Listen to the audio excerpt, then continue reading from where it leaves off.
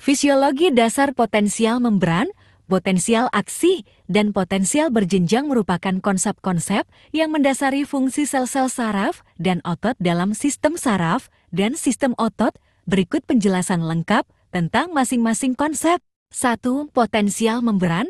Potensial membran merujuk pada perbedaan muatan listrik antara dalam dan luar sel yang dihasilkan oleh perbedaan konsentrasi ion di sepanjang membran sel. Potensial membran biasanya bersifat negatif minus 70 mV hingga minus 90 mV karena keberadaan ion kalium K yang lebih banyak di dalam sel dan ion natrium Na yang lebih banyak di luar sel.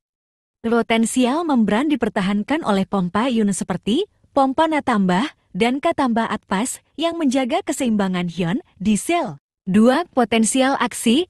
Potensial aksi adalah perubahan tiba-tiba dalam potensial membran yang terjadi saat sel saraf atau otot menerima stimulus yang cukup untuk memicu respons. Potensial aksi terdiri dari fase depolarisasi muatan positif masuk ke dalam sel, fase repolarisasi muatan kembali ke kondisi negatif, dan fase hiperpolarisasi muatan melebihi potensial membran. Potensial aksi memungkinkan transmisi sinyal listrik dan komunikasi antar sel saraf atau otot. 3. Potensial berjenjang.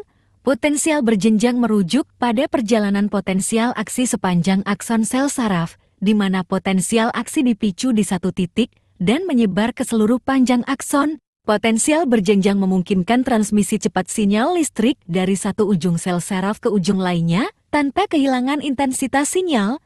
Potensial berjenjang penting dalam fungsi saraf sensorik, motorik, dan interneuron dalam sistem saraf. Konsep potensial membran, potensial aksi, dan potensial berjenjang adalah dasar dalam pemahaman tentang bagaimana sel saraf dan otot berfungsi dalam menyampaikan sinyal listrik dan menjalankan fungsi-fungsi biologis yang kompleks dalam tubuh manusia.